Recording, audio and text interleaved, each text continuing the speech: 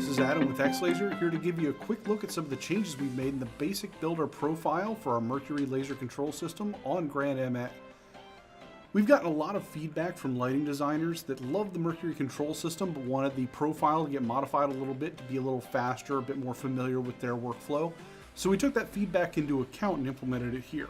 This is just a quick video to show you how we've changed things. So I'm going to go ahead and bring one of my builders up to full. You'll notice that our menus up here are a little bit different from how they've been in the past. The biggest change that you'll notice overall is that the gobos have moved from being in the Images tab under the Mercury menu, under the gobo menu, and then the laser gobo attribute here. You'll also notice that we've applied names and graphics to all of our gobos. So if I select a page, I can see that I've got both the names of the pages for our standard content pack, as well as images of the gobos there. So I can go ahead and select other polygons here. And then I can see I've got this whole list of what my available polygons are, as well as with the available images of that. So if I go ahead and store this, you'll also see that I get a thumbnail of our gobo in the corner of our preset. We also changed the way color works a little bit.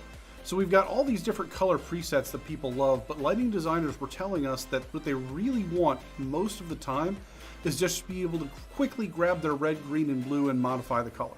So what we did was we kept all the same color effects, but we made the default instead of none to be an overall color override.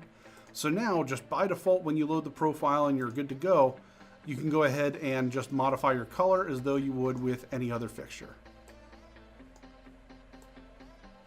We also moved where the prism is located. We moved it from the Mercury menu to the beam menu in order to be more consistent with other moving heads. You still have your X and Y spacing and your inner rotation, but those are all under the beam menu under prism now, as well as our 12 digital prisms.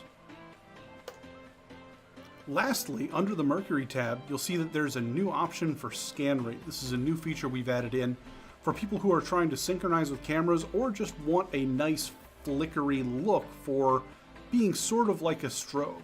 We have the ability to adjust our scan rate from 100% all the way down to 8%, which gives us this really vivid, wild flicker. And of course, being the Mercury basic builder, we have the option of 6 basic builders at once, each operating as their own independent fixture. So I can put them in a position, change our focus, give them a nice tilt effect. Because they're independent, I can go ahead and change the gobo for each of them.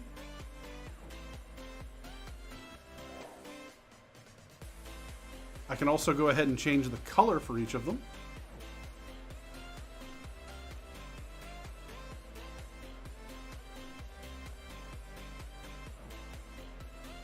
And apply all kinds of different fun effects in order to make them really dynamic.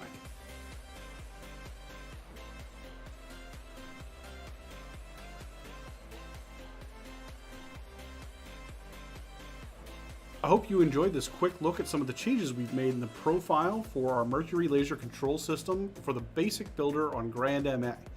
If you have any questions or requests for other things you'd like us to change for your workflow, send them over to support@xlaser.com and we'll be happy to talk about it. Thanks so much. Have a great day.